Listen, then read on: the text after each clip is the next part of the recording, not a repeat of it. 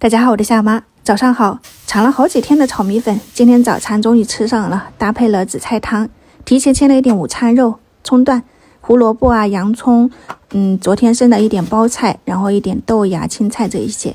米粉要用这种广东的细米粉哈，我大概拿了5块。现在早上6点34吧，我是用热水壶烧了一锅开水，直接倒进去，在这个开水锅里面泡一下，把上面的翻到下面。趁这个泡的时间，我们来准备3个鸡蛋，打散就行了。你也可以提前切一点五花肉啊，或者是瘦肉炒进去，也是挺好吃的。我今天没有安排。然后把鸡蛋打散了以后，这边泡了3分钟，捞出来把水分沥干哈，像这样子一扯就断，这个米粉就搞定了。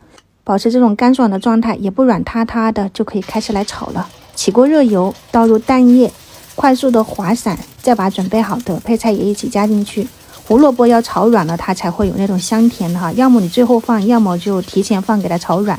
然后菜摊开，转成巨小火，把我们就是提前泡好的干米粉放到菜的上面，淋一圈红烧酱油，再来一点点生抽，使用盐，还有就是白胡椒粉。开个中火啊，炒的时候你就开中火，不要用锅铲，用2双筷子来回的捞的又快又均匀。你可以看到它也不粘锅啊，就这样子。然后你就试一下咸淡，可以了，你最后加上一点青菜呀、葱花，拌一拌，把青菜炒软了，今天的这个炒米粉也就可以出锅了。看着还不错哈，米粉干爽又鲜香。第二锅我们吃的就放了一点辣椒粉，剁辣椒做成香辣的炒米粉。馋它真的是好久没有吃夜宵了，以前在广东会经常来上一盘。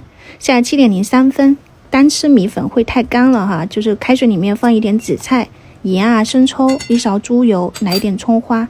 刚刚看到杯子里面还有一点蛋液，我也给它倒进去了，稍微解腻。今天的早餐就供大家参考一下，我们就先开吃了哈，也祝大家早安，晚上再见，拜拜。